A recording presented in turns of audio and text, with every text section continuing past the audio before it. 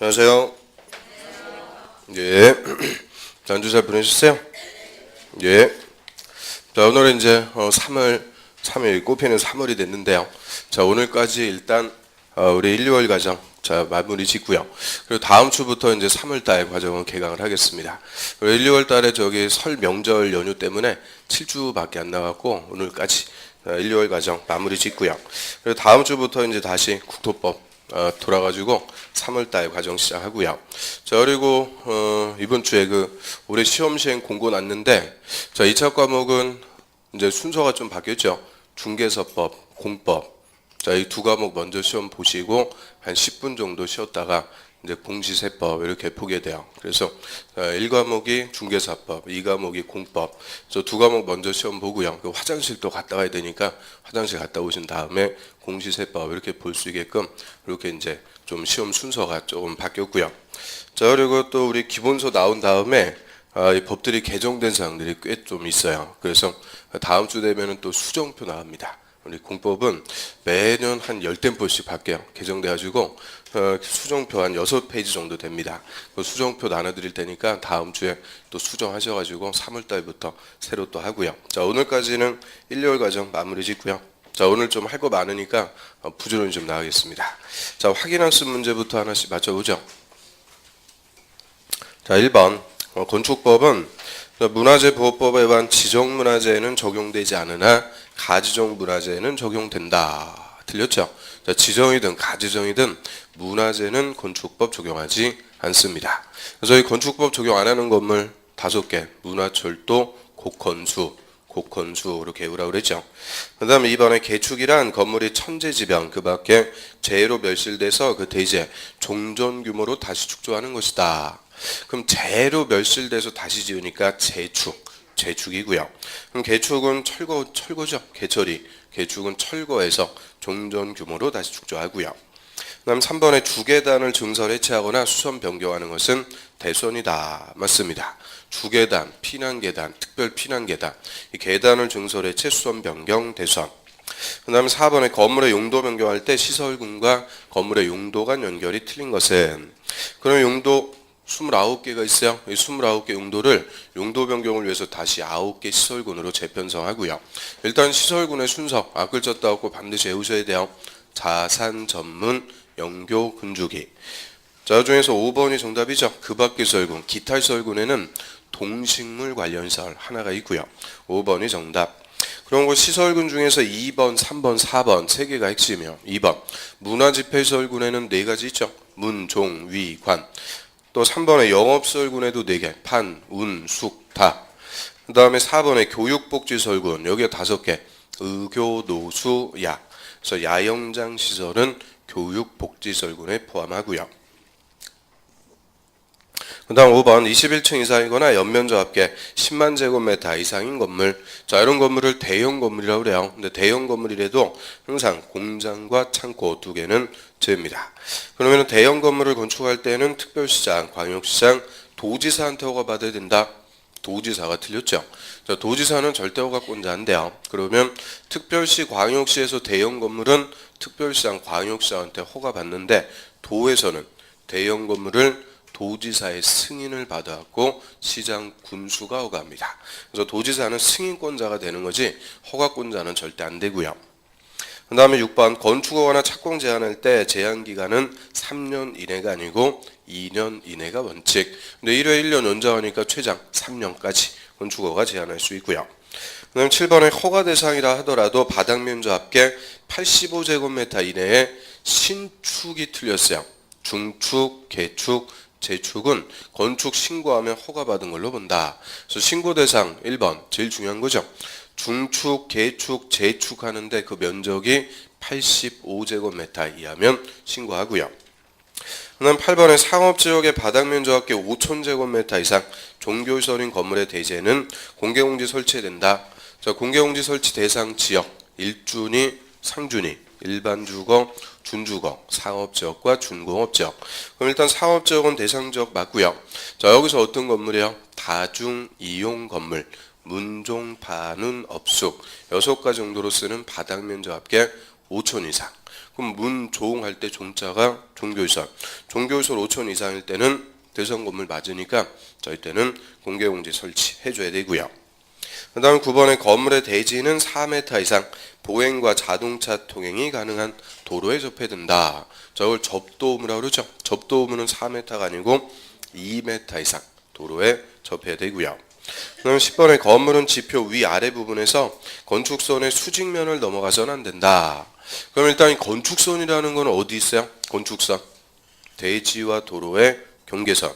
여기 건축선 두고 건물 지을 때 도로 쪽으로 넘어가지 마세요 하는 건데, 자, 엄밀한 원칙은 건축선의 수직면 넘어가서 안 되죠. 근데 어디서는 넘어갈 수 있어요? 지표 아래. 지하에서는 도로 보호의 목적이 없으니까 건축선 넘어갈 수 있죠. 그래서 지표의 위 아래, 아래가 틀렸어요. 지표 아래에서는 건축선 넘어갈 수 있습니다.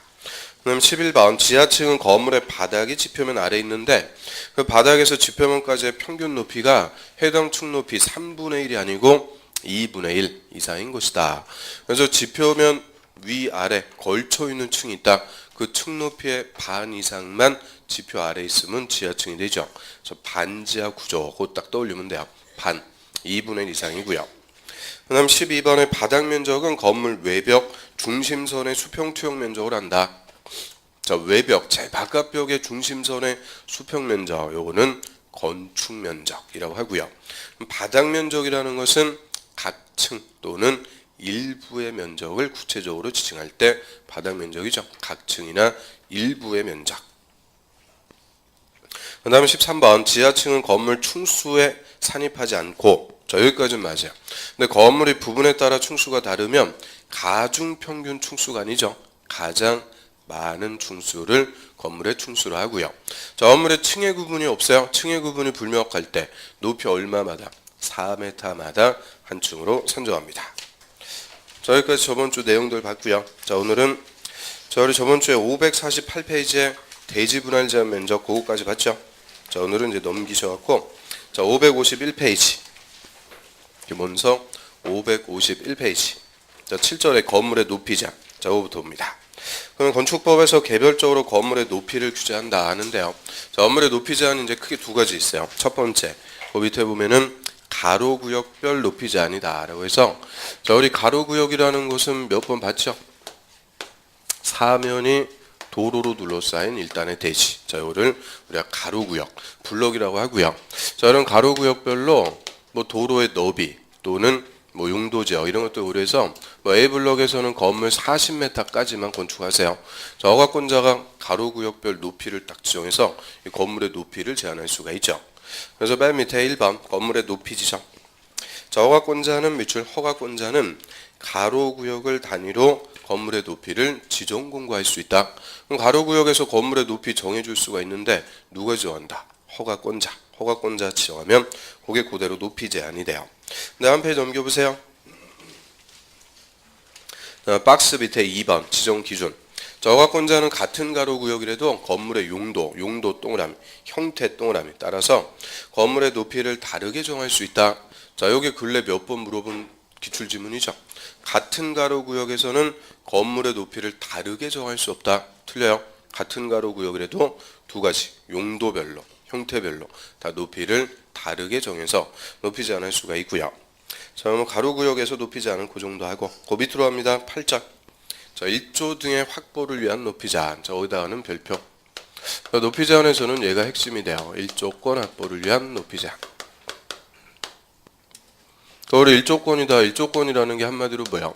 햇빛 받을 수 있는 권리죠. 햇빛 받을 수 있는 1조권을 위해서 건물의 높이 제한하고요. 자, 얘는 크게 이제 두 가지입니다. 첫 번째, 전용 주거지역과 일반 주거지역. 우리 전용 주거지역, 일반 주거지역은 주거지역, 주택가예요. 주택가에서 가장 기본적인 건물, 주택의 1조권을 위해서 자, 이 두 개 지역은 모든 건물이요. 모든 건물의 높이를 제한합니다. 그래서 일단 첫 번째, 자, 건물에 상관없어요. 모든 건물에 대해서 1조권에서 높이 제한하는 지역이 어디다? 전용 일반 주거. 이거부터 알아야 돼요. 전용 일반 주거 지역이고요. 그럼 원칙적으로 이 전용 일반 주거 지역에 건물 건축할 때는 정북방향 인접대지 경계선으로부터 건물 높이에 따라서 일정 거리 이상을 띄어서 건축해야 됩니다. 자, 띄어서 건축하는 것을 한문으로 이격시킨다 이렇게 표현해요. 이격. 그리고 뒤집어 끌고 뭐가 돼요? 격리한다 그러죠. 격리, 띄운다. 그래서 격리, 이격시켜갖고 건축하는데요. 자, 원칙이 북쪽으로부터 띄어갖고 건축해라 합니다. 자, 의미만 봐요. 자, 이렇게 이제 대지가 있다 그래요. 이쪽이 남쪽, 이쪽이 북쪽. 자, 그럼 남쪽에서 해가 떠갖고 비치는데요. 자, 예전에 주택가 조성할 때는 건물 자체를 북쪽에다 붙여 건축해요. 그리고 창문을 이쪽으로 내가지고 남향의 건물을 확보. 이런 식으로 북쪽 대지에 붙여갖고 건물을 건축하는데, 저희 북쪽 대지에다 붙여갖고 건물 높은 거 지어놨다. 그리고 이 건물 때문에 북쪽 대지 일조권 다 침해된다. 그 얘기죠. 그래서 의무적으로 이 북쪽으로부터 띄어갖고 건축하도록 합니다. 예를 들어서 이게 이제 정북 방향 인접대지 경계선이다 가정하고요. 자, 건물 건축하는데 이 건물의 높이가 9m 이하입니다. 자, 9m 이하일 때는 뭐 일조권 침해 여지도 별로 없으니까 1.5m 이상 북쪽으로부터 띄워줘야 돼요. 그런데 이 건물의 높이가 9m를 초과하는 부분일 때, 이때는 그 높이의 2분의 이상 북쪽으로부터 띄도록 합니다. 그럼 건물의 높이가 10m 하면 얼마 띄워야 돼요? 5m, 12m 하면 6m 이상을 북쪽으로부터 띄워줘야 이 건물 때문에 북쪽 대지 건물의 일조권 침해 안 된다. 그 얘기죠. 그래서 이 같은 건물이라도 높이에 따라서 좀 띄워야 되는 거리가 달라지는 거예요. 자, 9m 이하일 때는 얼마 이상만 띄워주면 되고 1.5m, 9m 초과할 때는 그 높이의 2분의 1, 이게 한마디로 대각선으로 제한받는다 그 얘기고요. 그래서 이 북쪽으로부터 이렇게 의무적으로 띄워주도록 해요. 그래서 타인의 일조권을 침해하지 마라, 이게 원칙이에요. 그런데 자, 여기 이제 새로 개발하는 신도시 개념입니다. 예외. 자, 이거는 이제 신도시라고 그래요. 그럼 새로 개발하거나 다시 개발한다, 이때는 건물을 정북으로 붙이는 게 아니고 정남방향으로부터 띄어갖고 할 수 있는 예외를 줍니다. 즉 남쪽을 기준으로 해서 띄어서 할 수 있다 하는데, 왜 그럴까요? 자, 남쪽에다가 건물을 붙여갖고 건축하면은 내 건물의 그림자가 나에 대지해지는 거죠. 타인의 일조권을 그만큼 침해하지 않을 수가 있어요. 그래서 원칙은 무슨 방향으로부터 띄어가지고 정북으로부터 띄어가지고 타인의 일조권을 침해하지 않는다. 그런데 새로 개발하는 신도시들은 이제 건물 자체를 어디다 붙인다? 남쪽. 남쪽으로부터 일정 거리 이상 띄워줘라. 이유는 내 일조권을 스스로 확보하기 위해서 예외적으로 남쪽으로부터 일정 거리 이상 띄도록 합니다. 그래서 뭐 숫자 이런 게 중요한 게 아니고요. 자, 요 체계 가지고 딱 물어보는 거예요. 일단 저 원칙 무슨 방향으로부터 띄는 거예요? 정북. 정북인지 정남인지 이걸 헷갈리면 안 돼요. 원칙은 정북으로부터 띄워주는데, 자, 무슨 지역에서 띄워줘야 된다? 전용 일반 주거. 전용 일반 주거. 자, 교재 한번 봅니다. 552페이지에 전용 주거, 일반 주거. 자, 옆에다가는 모든 건물 딱 이렇게 쓰면 돼요. 자, 이 두 개 지역에서는 건물이 뭐냐? 관계없어요. 모든 건물에 높이지 않고요. 자, 1번에 정북 방향으로 이격. 자, 이격이라는 말 뭔지 아시겠죠? 띄워준다. 띄는 것을 이격이라고 그래요. 그래서 밑에 박스 1번 이격거리. 전용 주거, 일반 주거 지역에 건물 건축할 때는 건물 각 부분을 정북, 동그라미 정북 방향 인접대지 경계선으로부터 다음 범위에서 조례가 정하는 거리 이상을 띄어서 건축해야 된다. 이격시켜줘야 돼요. 자, 옆으로 갑니다.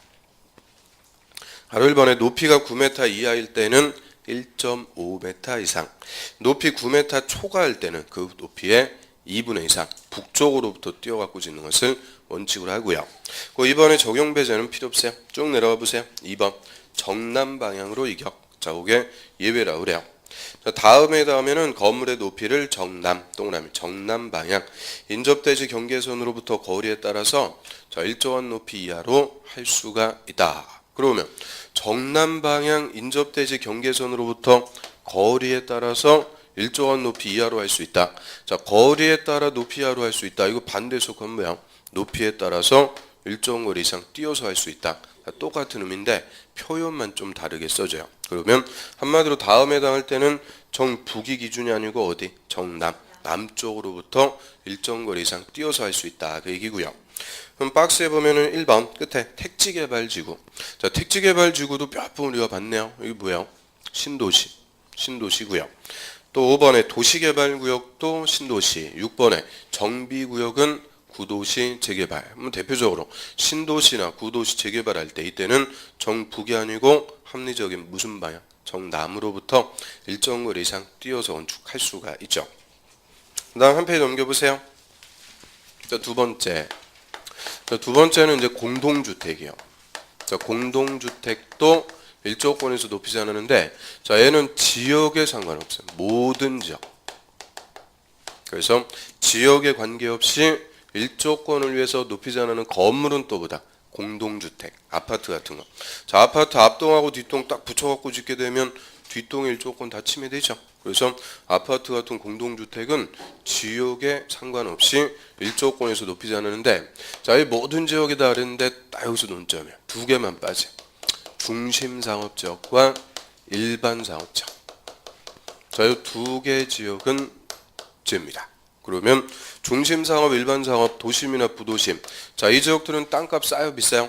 땅값 제일 비싼 지역이죠. 땅값 비싼 만큼 토지를 가장 고도로 이용, 즉 건물을 높게 짓는 게 우선이에요. 그래서 이 두 개 지역은 토지 고도 이용이 우선이기 때문에 일조권은 적용하지 않습니다. 그래서 중심상업, 일반상업 이 두 개 지역을 제외한 나머지 지역에서 공동주택은 다 일조권에서 높이지 않죠. 그래서 공동주택 한번 봐요. 자, 다음에 더하는 공동주택, 근데 가로 열고 일반상업, 중심상업지역은 제외. 거기다 쫙 밑줄 별표. 그래서 딱 이 두 개의 지역만 제외. 한 나머지 지역에서 저 공동주택은 채광 등의 확보. 그 채광이라는 말이 다른 말로 뭐예요? 일조. 뭐 일조나 채광이나 다 똑같은 말이죠. 일조권 확보를 위해서 일정한 높이 이하로 해야 된다. 그래서 밑에 보면 뭐 채광거리한 높이 제한, 인동거리한 높이 제한 쭉 써 있는데, 자, 이런 게 중요한 게 아니고 역시 대상 체계요. 저 공동주택은 지역에 상관없이 일조권에서 높이지 않는다 그랬죠. 그런데 무슨 지역은 빠진다고요? 중심, 일반상업. 그게 논점이죠. 자, 이 정도 하고요. 자, 옆으로 갑니다. 3번의 적용 특례. 자, 1번 2층 이하로서 높이가 8m 이하 인 건물은 조례가 정하는 바에 따라 일조권을 위한 높이 제한 적용하지 아니할 수 있다. 그거 낮은 거는 일조권을 위한 높이 제한 적용할 필요 없겠죠. 근데 요거는 또 논점이 뭘까요?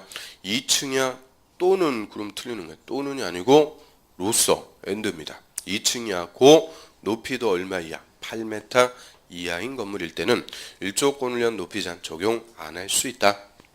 그래서 밑에 25의 기출문제 한번 봐요. 예제 16번. 건물 높이 제한에 관해서 틀린 것은 1번. 전용 주거, 일반 주거 지역에 건축하는 건물은 일조 확보를 위한 높이 제한 적용한다. 맞아요. 전용 일반 주거 지역은 모든 건물에 높이 제한하고요. 근데 두 번째. 일반 상업 지역에 건축하는 공동주택으로서 하나의 대지에 두 동 이상을 건축할 때는 채광 확보를 위한 높이 제한이 적용된다. 2번이 정답. 저 공동주택도 일조권에서 높이 제한한다 그랬죠. 근데 딱 무슨 지역은 제외? 중심상업, 일반상업. 맨 앞에 일반상업 쪽에서 건축하니까 이때는 일조권을 위한 높이 제한 적용 안 합니다. 자, 이 정도 하고요. 넘겨보세요. 그 다음 6장의 특별건축구역. 자, 특별건축구역은 의부터. 자, 특별건축구역이란 조화롭고 창의적인 건물. 조화롭고 창의적인 건물, 이게 한마디로 어떤 건물일까요? 멋진 건물이요. 멋진 건물. 여태까지 볼 수가 없었던 디자인이 좀 색다른 멋진 건물. 이 멋진 건물의 건축을 통해서 도시경관을 창출, 건설 기술의 수준 향상 등등을 도모하기 위해서 이 법이나 관계법령의 일부 규정을 적용하지 않거나, 이걸 적용 배제라고 그래요. 건축법 규정을 적용하지 않거나 완화 통합 적용할 수 있게끔 특별히 정하는 구역이다. 그러면 지금 우리가 좀 전에 봤듯이 일조권을 위한 높이 제한 이런 거 획일적으로 딱딱 정해버리면 건물 네모 반듯하게 아니면 딱 잘려가지고 보기 쉽게 건축이 되죠. 그래서 이런 획일적인 건축 기준을 적용 안 하거나 완화 통합 적용해서 좀 멋진 건물 건축할 필요가 있다. 이때 지정하는 구역을 뭐라고 불러요? 특별 건축구역. 그래서 밑에 지정권자, 국토부 장관 또는 시도지사 짬이죠. 국토부 장관이나 시도지사는 밑에 줄 필요하다고 인정하면 특별건축구역 지정할 수 있다. 그래서 지정권자는 국토부 장관 또는 시도지사가 되고요. 지정하는 대상 박스 한번 봐요. 1번 국토부 장관이 정할 때 가로 1번에 국가가 국제행사 등을 개최하는 도시나 지역 일대. 자, 이거 대표적으로 어디겠어요? 평창. 평창 동계올림픽 하면서 그 메인 경기장 멋지게 지을 필요가 있다. 국토부 장관이 정할 수가 있고요. 그 다음에 가로 2번은 국가 정책 사업. 자, 이걸 줄여갖고 국책사업이라고 그러죠. 국가가 대규모로 개발하면서 건물도 멋진 거 지을 필요가 있을 때. 그래서 동그라미 1번은 끝에 보면은 행정중심 복합도시. 자, 이게 소위 어디야? 행정중심 복합도시. 세종시. 그 세종시에 정부 종합청사 역기획자형으로 멋지게 지어놓은 거 보셨어요? 됐어요. 아무튼 행정중심 복합도시. 그 다음 동그라미 2번은 끝에 혁신도시. 또 3번은 경제자유구역. 자, 이런 것들 다 국가가 대규모로 개발하면서 건물도 멋진 거 지을 필요가 있으니까 국토부 장관이 정하고요. 자, 논점은 그 밑에 6번 도시개발구역. 몇 줄? 도시개발구역. 그나마 이건 우리가 배웠네요. 도시개발법에서 도시개발구역은 국토부 장관이 지정권자가 돼야 한대요. 자, 도시개발구역 국토부 장관이 지정할 수 있다 없다? 있죠. 있으니까 국토부 장관이 개발구역 지정하면서 건물도 멋진 거 지을 필요가 있으면 특별건축구역까지 다 지정을 할 수가 있는 거고요. 그 다음에 옆으로 합니다. 2번 시도지사가 지정하는 것. 자, 바로 1번에 지자체가 국제행사 등을 개최하는 도시나 지역. 일부 부산국제영화제 뭐 이런 거 하면서 건물도 멋진 거 지을 필요가 있으면 시도지사가 지정할 수도 있고요. 그 다음 가로 2번에서 동그라미 1번 뭐 경제자유구역 밑에 택지개발지구 또 똑같이 나오는데 3번에 정비구역 밑줄 또 4번에 도시개발구역 밑줄. 그럼 도시개발구역은 원칙적인 지정권자가 누구예요? 시도지사. 그 시도지사가 개발구역 지정하면서 특별건축구역 지정할 수 있다. 그런데 논점은 뭐냐? 그 위에 정비구역이에요. 정비구역에는 특별건축구역 누구만 지정할 수 있어요? 시도지사. 국토부 장관은 정비구역에서는 특별건축구역 지정할 수 없습니다. 정비구역이 이제 논점이고요. 그다음 맨 밑으로 갑니다. 맨 밑에 3번의 지정 제외. 자, 다음에 해당하는 지역 등에는 특별건축구역 지정할 수 없다. 절대 지정할 수 없어요. 그래서 한 페이지 넘겨보시면 자, 1번의 끝에 개발제한구역 개자에다 동그라미 개발제한구역. 자, 요거 소위 뭐라고 그래요? 그린벨트. 개발 못하죠?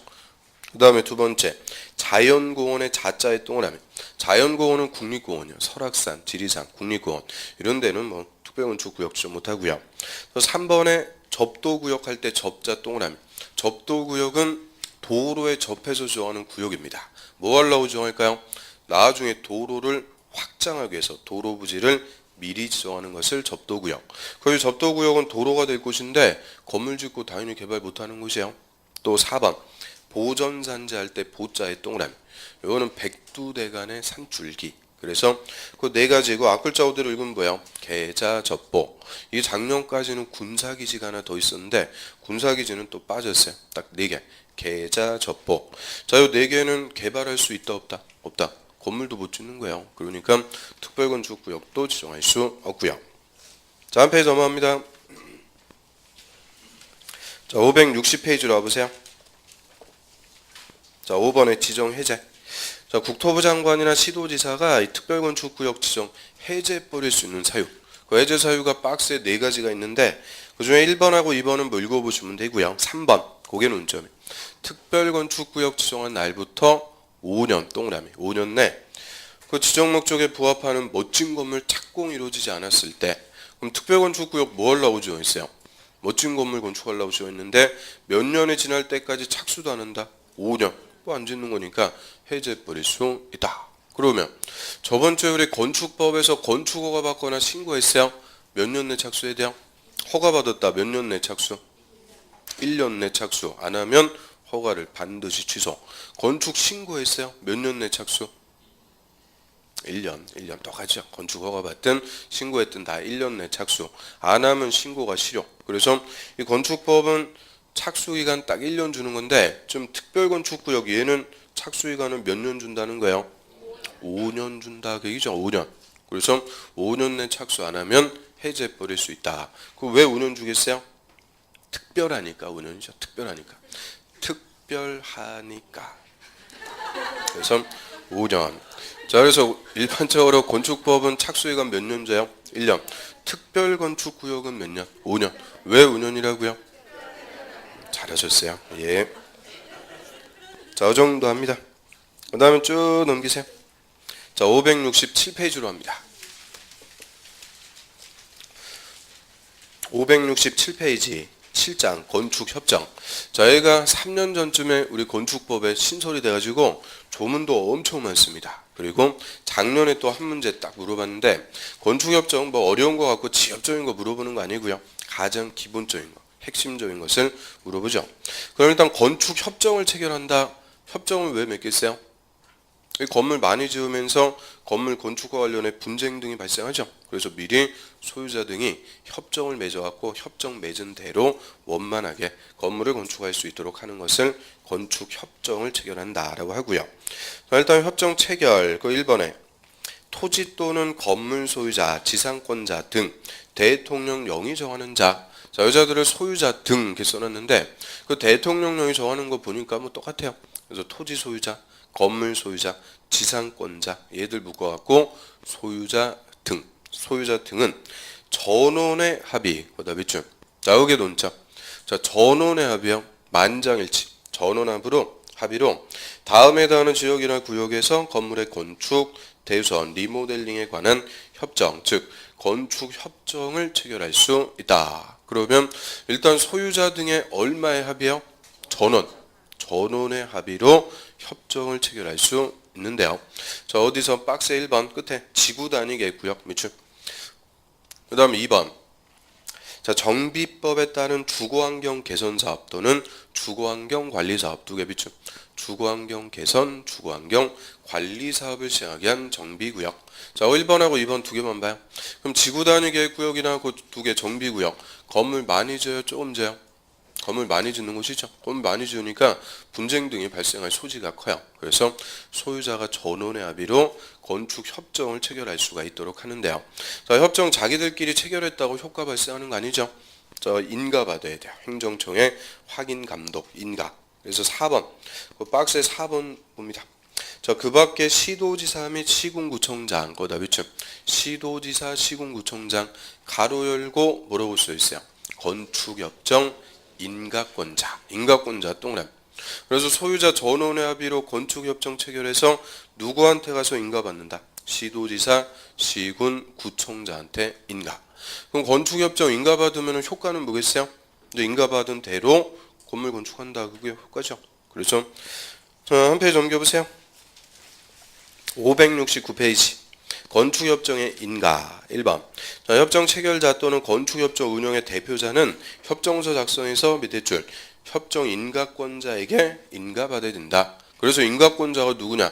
자, 이거 갖고 또 물어볼 수 있으니까 그 가로에 써있죠. 시도지사, 시군구청장에게 건축협정 인가받고요. 자, 한 페이지 넘겨보세요. 자, 인가받으면 효과 3절에 건축협정의 효력 1번. 자, 건축협정이 체결된 지역이나 구역에서 건물 건축, 대수원, 리모델링 하려는 자는 그 밑에 인가된 건축협정에 따라야 된다. 협정을 맺은 대로 건물 건축한다. 이게 효과입니다. 그래서 한 페이지 넘겨보시면은 27의 기출문제 한번 봅니다. 예제 17번.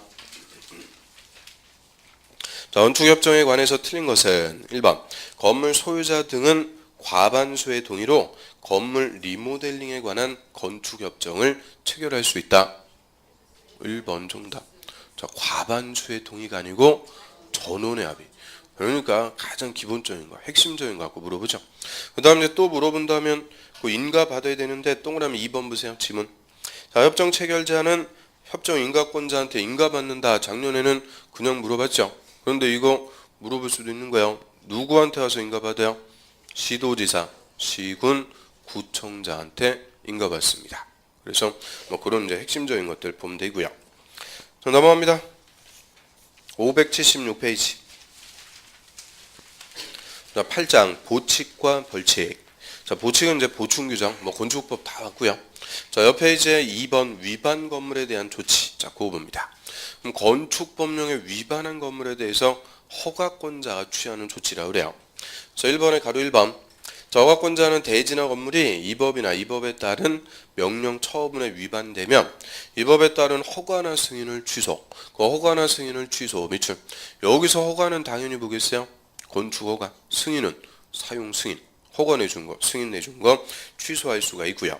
또는 건물의 건축주, 시공자, 관리인 뭐 등등 이 건축주 등에게 공사 중지를 명하거나 상당한 기간을 정해서 건물의 철거나 개축 뭐 등등 끝에 필요한 조치를 명할 수 있다. 그 조치를 명할 수 있다. 미출 자우를 시정 명령한다 그래요. 뭐 허가받은 대로 건물 공사 안 하고 있으면 공사 중지 명령 이런 조치를 명하는 것을 시정 명령한다라고 하고요. 밑에 바로 3번.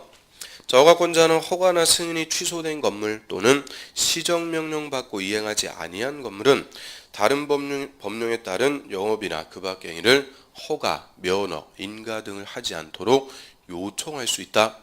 쉽게 얘기하면 저 위반 건물에서 음식점 영업 허가 신청했어요. 허가 내준다 안 내준다? 안 내준다. 영업 허가 등을 못 내주게 제한할 수가 있게 되죠. 그래서 그런 것들이 지금 허가권자 취하는 조치 그럼 거기다 하나만 쓰시면 절대 허가권자의 조치가 아닌 것이 벌금형의 부과 X. 저에게 예전에 기출 정답 지문이고요. 그럼 벌금형, 징역형 이런 것들 부과하는 것을 형벌을 부과한다 그래요. 오늘 저번 주에 건축허가 안 받고 무허가로 건축해요. 도시지역에서 무허가로 건축하면 3년 이하의 징역, 5억 원 이하의 벌금 처벌합니다. 그러면 징역형이나 벌금형 이런 형벌을 부과한다 그러는데 형벌은 이건 누가 부과하는 거예요? 판사가 재판에서 부과하죠. 그래서 이게 허가권자 행정청이 절대 부과하는 게 아니고 형벌은 판사가 부과하는 거예요. 판사가 재판에서 부과. 그래서 절대 이 벌금형, 징역형 부과는 허가권자 하는 조치가 아닙니다. 그 다음 맨 밑으로 와보세요. 3번 이행강제금. 자 어디다 불표. 자 이행강제금은 형벌이라고 쓰는 게 아니고 그 옆에다가 집행벌 이게 따로 쓰세요. 그럼 집행자과 관련된 벌칙. 그래서 성격을 집행벌이라고 그래요. 집행자과 관련된 벌칙이다. 그래서 형벌하고 이제 구분하는 건데, 자 우리 형벌이라는 거, 벌금형, 징역형 이런 것들은 일사부재리라고 들어보셨죠? 한 번만 처벌할 수 있는 거예요. 그래서 벌금형 같은 거는 과거의 잘못에 대해서 한 번만 부과해서 처벌하는 개념, 즉 거듭 처벌 금지라고 그래요. 그런데 이행강제금은 집행벌이라고 해서 형벌이 아닌 거죠. 요거는 일사부재리를 적용 안 합니다. 즉 반복 부과할 수 있다. 이게 이행강제금은 가장 큰 특징이에요. 그래서 반복적으로 일정한 금전을 부과해서 명령의 이행을 강제하기 위해서 부과한다라고 하고요. 의의는 뭐 그 정도 보고요. 자, 한 페이지 넘겨보세요. 그럼 누구한테 와서 누가 부과하는지. 자, 이번에 부과 가로 1번. 자, 허가권자는 몇 줄? 허가권자는 위반 건물의 시정명령을 받고 그 시정기간 내 이행하지 아니한 건축주에게 그 시정명령 이행에 필요한 상당한 기간을 정해서 그 기간까지 이행 안 하면 다음에 이행강제금을 부과한다. 그럼 일단 이행강제금은 누가 부과해요? 허가권자가. 누구한테?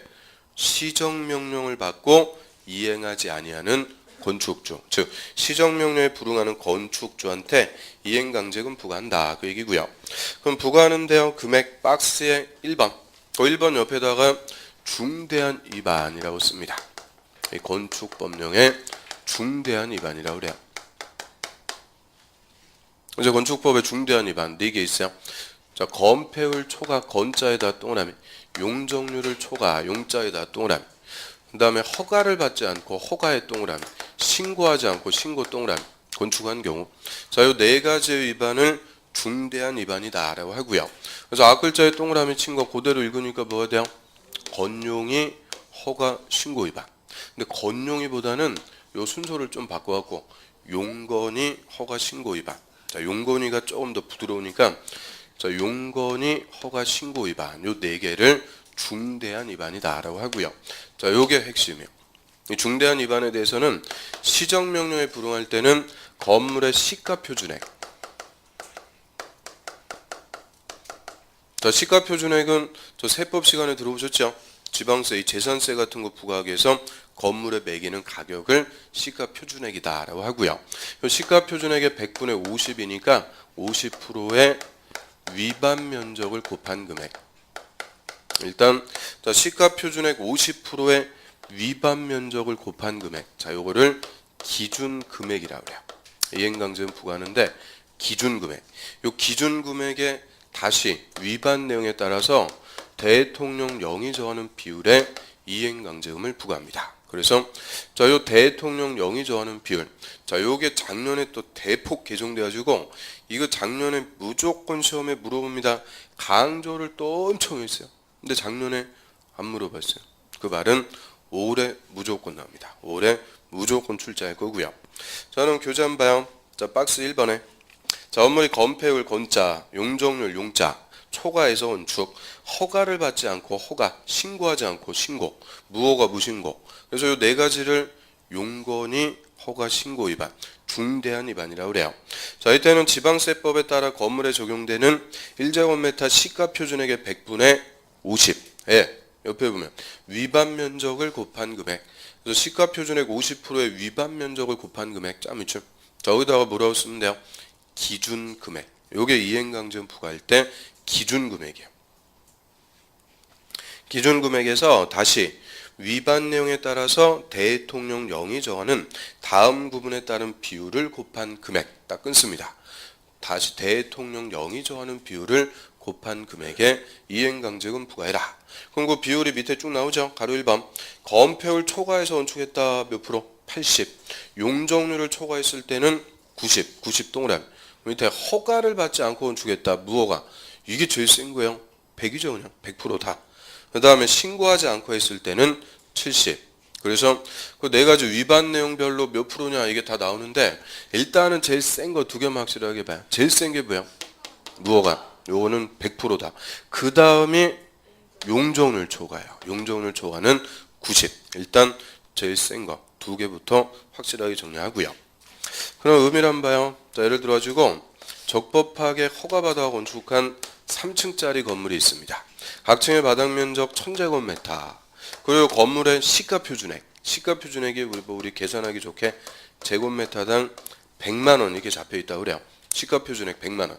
근데 이 건축주가 건물 옥상에다가 옥탑을 더 재요. 옥탑을 더 짓는 거니까 뭐 한다고 그래요? 중축. 근데 중축하는 옥탑의 면적이 100제곱미터입니다. 그러면 100제곱미터 옥탑 중축하려면 건축 허가 받아야 돼요? 건축 신고하면 돼요? 허가 받아야 된다? 신고만 하면 된다? 뭐 알고 찍는 거예요? 오늘 문제에서도 나왔죠? 중축, 개축, 재축하는 면적이 85제곱미터 이하면 신고. 근데 이거는 85 초과니까 허가 받아야 된다 그죠? 그래서 허가를 받아갖고 중축해야 되는데 허가 안 받고 무허가로 중축해가지고 세 주고 있어요. 그럼 무허가 중축 건축법 위반이죠. 여기에 대해서 이 무허가로 중축한 거 허가권자가 색출해냈다. 그럼 이제 기간을 주고 언제까지 철거해라. 시정 명령합니다. 그래서 기간을 정해주고 철거 명령. 그런데 그 기간까지 건축주가 철거 안 해요. 시정 명령이 안 하면 이행강제금 부과한다 그 얘기죠. 그럼 일단 이때 이행강제금 기준금액 얼마예요? 자, 중대한 위반이니까 시가 표준액의 몇 프로? 50. 저 100만 원에 50이니까 50만 원 곱하기 위반 면적 100. 그럼 이게 일단은 기준금액이 돼요. 그 50만 원 곱하기 100 얼마예요? 하여튼 이놈의 100단위만 넘어가면 산수 안 되는 거예요. 자, 5천. 이게 딱 기준 금액인데 자, 여기다가 다시 일정한 비율을 곱하라고 그랬죠. 근데 허가 위반일 때는 몇 프로고? 100% 그냥 다 부과라는 거예요. 근데 만약 이게 용적률을 초과한 거다 그러면 이 기준 금액의 몇 프로? 90. 4,500이 될 거고. 건폐율을 초과했다 그러면은 몇 프로? 80. 4,000이 될 거고. 자, 의미 아시겠어요? 그래서 요 기준 금액의 다시 위반 내용에 따라서 대통령령이 정하는 비율을 곱한 금액인데 자, 무허가는 그대로 100% 다니까 5천 다 부과한다 그죠? 그런데 이행강제금 한 번만 부과하는 거 아니라 그랬어요? 한 번만 부과하면 원축주 씩 웃고 한 번 내는 거예요. 그리고 계속 세주는 거죠. 그래서 이행강제금은 반복 부과한다. 이게 특징이에요. 그럼 건축법상의 이행강제금은 1년에 최대 2번까지 부과할 수 있어요. 그러면 6개월에 한 번씩 부과할 수도 있다고 얘기죠. 그래서 첫 번째로 철거 명령했는데 기간까지 철거 안 하면 5천 부과. 6개월 지나고 와보니까 철거 안 했어요. 그럼 또 5천 부과하는 거예요. 6개월 지나서 와보니까 철거 안 했다. 또 5천 부과. 계속 부과해. 철거할 때까지 계속 5천만 원씩 부과하니까 철거를 안 할래 안 할 수가 없죠. 말 그대로 명령을 강제시키기 위해서 반복적으로 부과한다라고 하고요. 그럼 이행강제금 2번 부과받고 건축주가 아이고야 이거 계속 날라오는 거구나. 철거했어요. 시정명령 이행했다.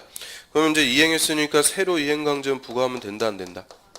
안 된다. 그런데 이미 2번 부과한 거. 자 이거는 이제 철거했으니까 기특하다. 취소해 주는 거예요. 냈던 거는 다시 돌려줘요. 환불해 주고. 그럼 어떻게 돼요? 자 부과한 것은 징수한다 그러죠. 이제 좀 유식하게 좀 징수한다 이렇게 얘기하고요. 징수 내야 돼요. 안 내면 강제징수 죽을 때까지 받아냅니다. 그래서 절대 한번 부과한 것은 취소해주고 중지해주고 이런 거 없어요. 부과한 것은 뭐 한다고요? 징수. 안 내면은 강제징수. 자, 교재 봅니다. 그래서 박스에 1번 그 중대한 위반. 자, 그거 딱 비율 물어보기 좋은 거니까 확실하게 정리하셔야 돼요. 그게 핵심. 그 다음에 그 박스 밑에 2번. 자, 건물이 1번 이외의 위반 건물에 해당할 때, 자, 요거 이제 기타 위반이라고 그래요. 기타 위반일 때는 건물의 시가 표준액의 100분의 10의 범위에서 위반 내용에 따라서 대통령령이 정하는 금액에 이행강제금 부과합니다. 그럼 나머지 기타 위반일 때는 대통령령에서 요거 위반했으면 얼마, 요거 위반했으면 얼마 다 일일이 정해주고 있으니까 그게 중요한 게 아니다. 그죠? 그래서 그 1번 중대한 위반. 그게 핵심. 그 다음에 옆 페이지로 합니다. 3번의 부과징수 절차 가로 1번. 저가권자는 이행강제금 부과하기 전에 부과징수한다는 뜻을 미리 문서 동그라미 문서로 계고합니다. 계고한다는 것은 경고하는 거죠. 경고. 당신 언제까지 이행 안 하면 이행강제금 얼마 부과합니다. 경고를 하는 거예요. 그런데 반드시 뭘로 해야 된다. 문서. 계고장 보낸다 그래요. 그래서 문서로 경고하고요. 그래도 이행 안 하면 이제 부과합니다. 그 밑에 부과 처분. 저가권자는 이행강제금 부과할 때도 금액, 사유, 납부기간 등을 밑에 줄 구체적으로 밝힌 문서 또는 문서로 해야 된다. 그럼 이행강제금 부과 절차에서 문서로 하는 요식행위가 2개라는 거예요. 계고하고 부과 처분 2개는 반드시 뭘로 한다. 문서. 다음으로 3번의 반복 부과. 이게 이행강제금의 핵심. 저가권자는 최초 시정명령이 있었던 날을 기준으로 1년에 2회 이내에 밑줄 1년에 2회 이내에서 조례가 정하는 횟수만큼 반복해서 부과징수할 수 있다. 그럼 1년에 2회씩 반복 부과할 수 있다. O, X. 자, 1년에 2회씩 반복 부과할 수 있다. 틀리는 거예요. 무조건 2회씩이 아니고 1년에 2회 이내에서. 그러니까 최대 2번까지라는 거지 무조건 2회씩이 아니에요. 2회 이내에서 반복 부과할 수가 있고요. 그 다음으로 4번. 저가권자는 시정명령을 받은 자가 이행하면 새로 부과는 즉시 중지하되 딱 끊고요. 이행하면 이제 새로 부과하면 안 돼요. 근데 이미 부과한 이행강제금 뭐 한다고요? 징수, 동그라미. 징수합니다. 이거 당연한 건데 몇 번 기출이에요? 취소한다. 징수를 중지한다. 틀려요. 부과한 것은 징수. 안 내면은 뭐 한다고요? 강제징수. 죽을 때까지 받아냅니다. 강제징수. 자, 여기까지 건축법 끝입니다. 자, 건축법 이 정도 하고요. 좀 쉬었다가 이제 주택법 보겠습니다.